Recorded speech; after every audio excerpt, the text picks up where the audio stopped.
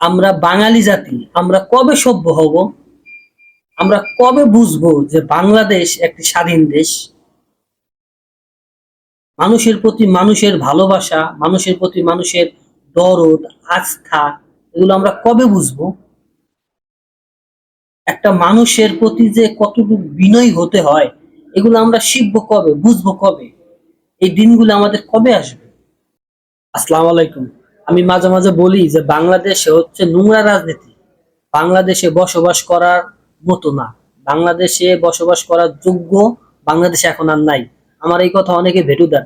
এখন আমি আপনাদের বলতেছি, লক্ষ্মীপুর উপজেলা ভবানীগঞ্জ ইউনিয়নে রাত ১টা বাজে একটা ঘরের দরজা আটকাইয়া তালা মাইরা দিয়া চাইরমুড়া পেট্রোল দিয়ে আগুন ধরাই দিছে।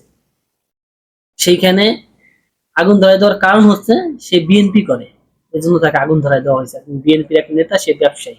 কিন্তু ওই ঘরের ভিতরে যে 7 বছরের একটা মেয়ে ছিল, তার কথা কেউ মনে করে নাই। সেই মেয়েটা কোনোভাবে বের হইতে পারে নাই, একেবারে পুইরা মারা গেছে।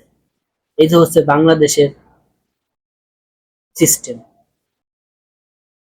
যেখানে 7 বছরের বাচ্চাও নিরাপদ না। আপনি রাত্রে, আপনি একটা জিনিস চিন্তা করেন, রাত্রে আপনি ঘুমাই রয়েছেন, দেখলেন সারা ঘরে আগুন ধরে গেছে, আপনি পালাইতে পারলেন না বা আপনি বের হইতে পারলেন না, আপনি পুরো মরে গেলেন। এগুলো অস্বাভাবিকের কিছু না, এগুলো স্বাভাবিক জিনিস। কারণ বর্তমানে বাংলাদেশে এই পরিস্থিতি, এগুলা দেখার মতো কেউ নাই। এগুলা মানে এখনো বাংলাদেশে যে মানে যা চলতেছে, এগুলাতে আসলে আমার মতো মানুষ ভিডিও বানাই এইসব প্রতিবাদ করে কি করবে? কিছু করতে পারবে? কারো কাছে যায় আসবে? কিছু যায় আসবে না।